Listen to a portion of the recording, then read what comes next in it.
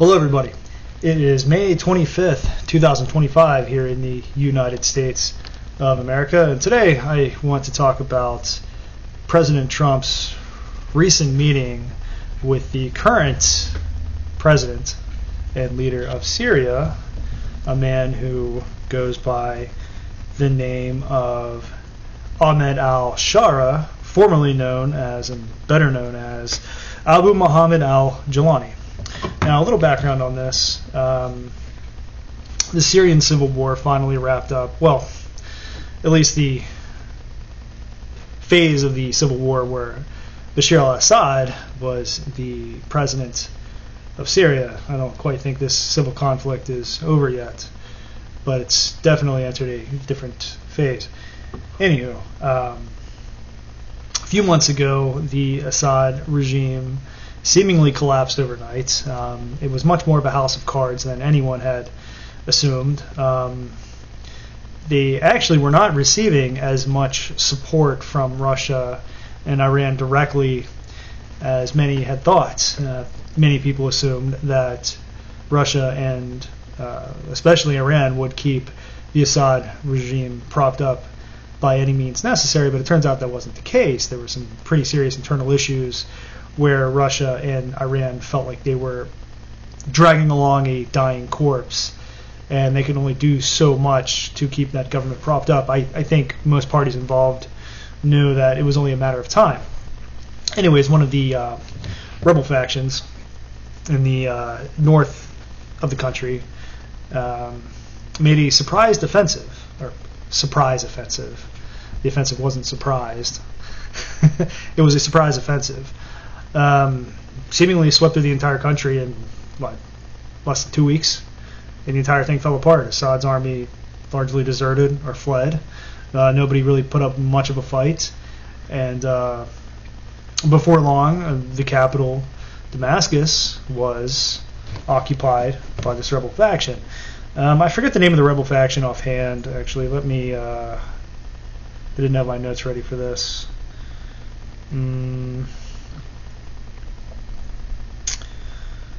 What group was he part of? My apologies. Now, Al-Julani used to be a member of Al-Nusra Front, I believe, which was basically an Al-Queda affiliate. At one point, he had a $10 million bounty on his head and was a wanted terrorist leader. Then, for, I would say, pragmatic political reasons, he has attempted to rehabilitate his image ever since conquering Syria. Now, I'm looking for the name of the rebel group he was actually a part of at the time.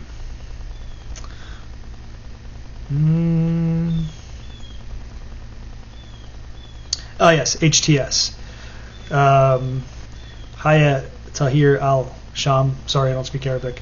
But that was the group he was part of at the time when they launched their offensive against the Syrian government. Like I said, it was successful. The regime was toppled. Assad fled to Russia, and now the current leader of Syria, or well, what's left of it, is Al-Julani. Now, Al-Julani, it's no secret that he is backed largely by Turkey. Syria has become a bit of a battleground between Israeli influence in the south and Turkish influence in the north. A few years ago, there seemed to have been a breakthrough in relations between Bashar al-Assad's government and the government of Erdogan in Turkey, but due to some pretty serious disagreements over happenings in the north of the country involving the Kurds and the border of Syria itself in regards to the security operations that Turkey wished to launch into Syria territory, relations between the two governments completely broke down, and I think at that point Erdogan had resolved himself to finally figure out a solution to the Syrian question, if you will, on his southern border, and that was to dump funding and weaponry to HTS and eventually use them to whittle away at Assad's government. Nobody, I think, quite anticipated how quickly it would fall, but eventually the constant pressure exerted in the north of the country would lead to a series of events that would favor Turkey. Now, anywho, Al-Julani is the current head of the Syrian government, like it or not. So, President Donald Trump decided to personally meet with him on a recent trip to the Middle East. Was this a good idea on Trump's part? Why did he do it? Did the Gulf states arrange this meeting and make a proposition to Trump that they would give him something in return for normalizing relations with the Syrian government? Now, first of all, a lot of people were upset, and understandably so, that President Trump met with Al-Julani. Reason being, he was a member of Al-Queda, a member of an Al-Queda offshoot, and has been part of a jihadist group up until the current day. Now, whether or not his moderation is just for show, whether he's doing it just for politics, that's up for debate.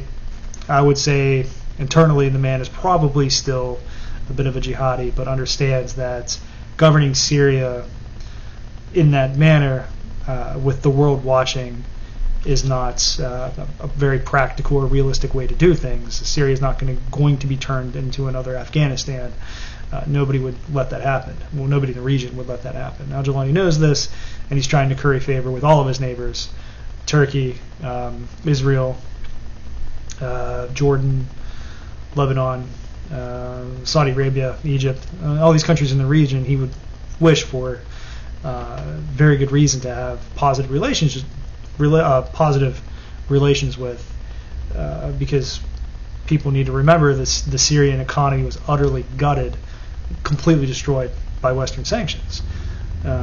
It's one of the main reasons why Assad's government fell so quickly, is nobody could be paid. Members of the military weren't being paid. No one was making any money. People were struggling to feed their families. And what was the point of fighting for a regime that couldn't pay your bills? So there's a lot of damage that needs to be repaired. They don't have a standing military to speak of, really. Most of the good equipment left over was destroyed in Israeli airstrikes or lost to various other rebel factions. And for his own political survival and the survival of Syria, if he wishes to be the head of a sovereign state that can actually function, that he needs to curry favor and have a good relationship with all actors in the region, including the United States. Now, I'm guessing the Gulf states in the region feel the same.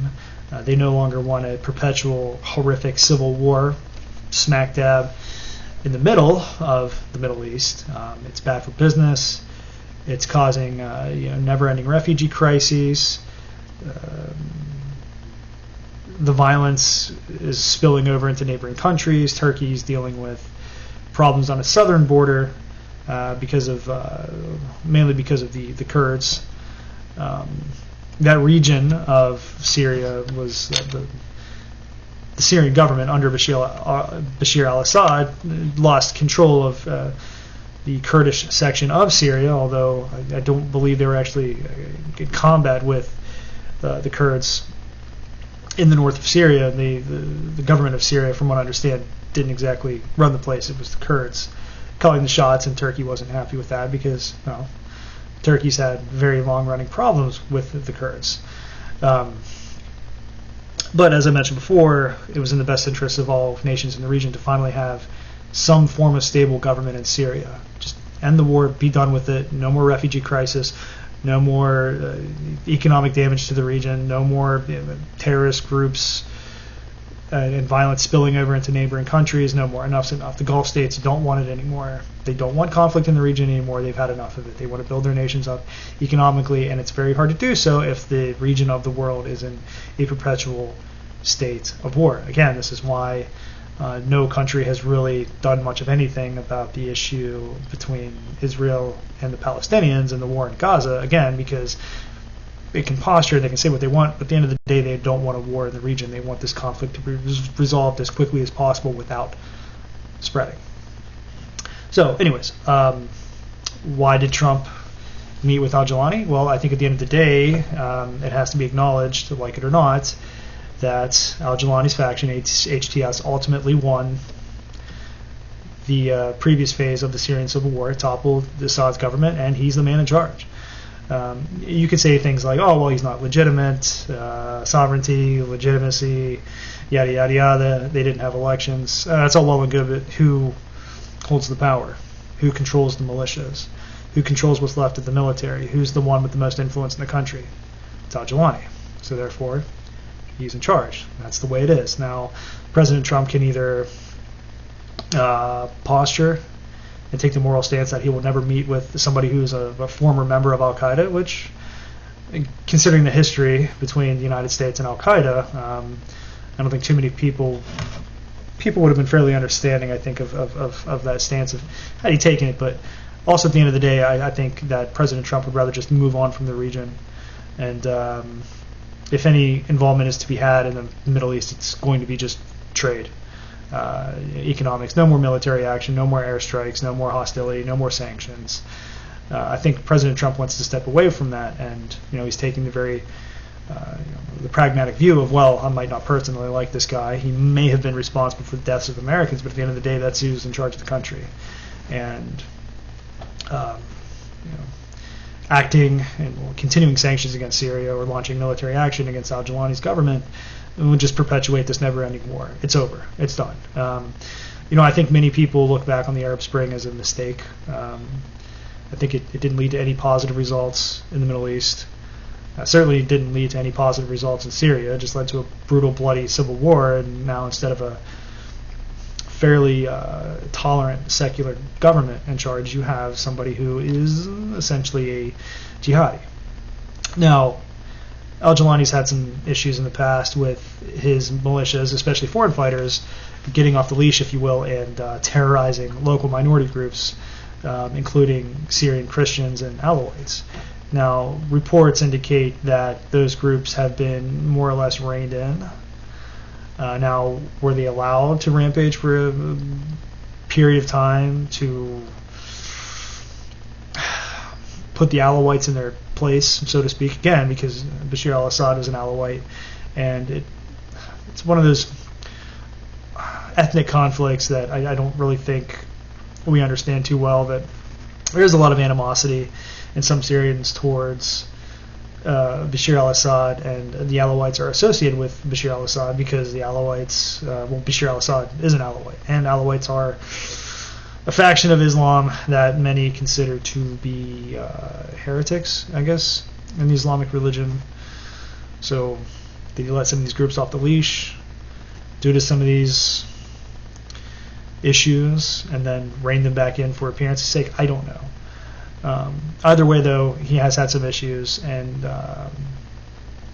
keeping some of these groups from committing atrocities and crimes that are bringing the ire of the world down upon him, and he's on risk becoming another Bashar al-Assad and another pariah, and being economically sanctioned and isolated. So it was in his best interest to rein these groups in to make sure they're not, killing civilians and religious minorities.